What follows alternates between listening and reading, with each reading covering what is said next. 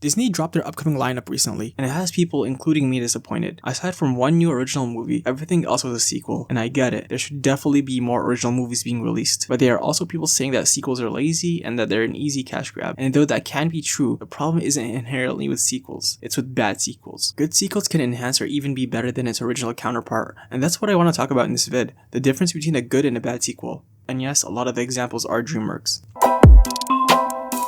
Spider-Man Into the Spider-Verse is one of the best movies of all time. Everything about this movie is peak. The story, the sound design, the animation. My god, the animation. So when Across the Spider-Verse was announced, everyone knew it had big shoes to fill. I honestly went into the movie with low expectations because I didn't think it was going to be anywhere as good as the first Spider-Verse movie. But I was wrong. Across the Spider-Verse is phenomenal. It's a great example of everything a sequel should be, an extension of everything that was great in the first movie. Across the Spider-Verse built on not just this beautiful art, but story as well. We had more art styles throughout the entire movie, the concept of the multiverse is explored more, we get to see Miles continue to come into his own not just as Spider-Man, but as Miles Morales. And the memes were iconic. Across the Spider-Verse took everything great about the first movie, expanded on it, and made it its own thing. And the best part of the Spider-Verse movies is that Miles' story is set to end with Beyond the Spider-Verse, because nobody likes it when studios keep pumping out a movie when the franchise is ended in a good place. Good transition, me.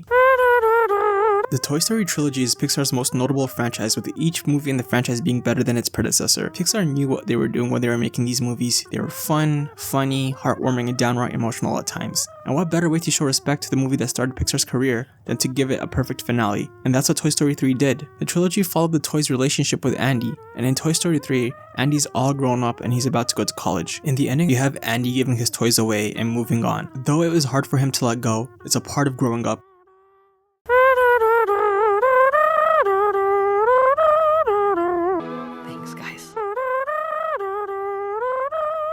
This ending is perfect. 10 out of 10. Mwah, mwah. Everyone is satisfied. No one wants any more Toy Story movies. But Disney doesn't care. They want money. So they give us Toy Story 4, which in my opinion was a meh movie. Not needed, but not bad either. Nobody wanted it, but we got it. But hey, that's gotta be the last one though, right? Nope. There's a Toy Story 5 coming out. This is an unrelenting problem with major studios. They can't just let things die. They keep milking and milking, whether it's unnecessary sequels or live-action remakes. They'd rather ruin something well-made than take a risk and try to make something original. Having a franchise end in a good manner is no easy task, and if you're able to do it, you can make some really impactful media. Even if Toy Story 5 is a great movie, it'll feel kinda cheap because we got a satisfying ending 2 movies ago.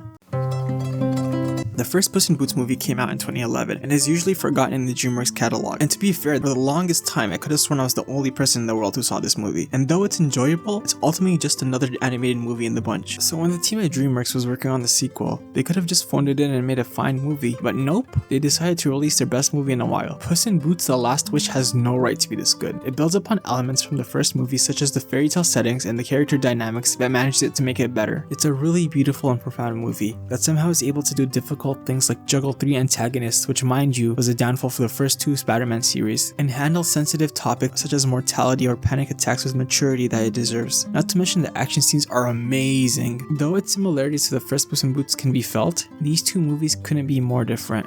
And that's okay, because all in all, Puss in Boots: The Last Wish is a great movie, and ultimately that's what a sequel should be. A great movie. Now compare that to Megamind 2. This movie is absolute dookie. This is the type of movie people talk about when they say they hate sequels. The first Megamind movie came out in 2010, and over the years has become a cult classic. It was funny, the characters were memorable, and the writing was solid. But Megamind 2 is none of these things. It is very much just a cash grab that capitalizes off the Megamind name. I watched Megamind vs. the Doomed Syndicate when it first came out, and I remember nothing about it except being bored. And that's probably the worst crime this movie commits, the fact that it's not entertaining. The bare minimum any movie could do is at least make me not check my watch every 5 minutes. Honestly, I'd be willing to overlook this movie if it got a proper Megamind 2, but for now, I'm charging this movie with treason.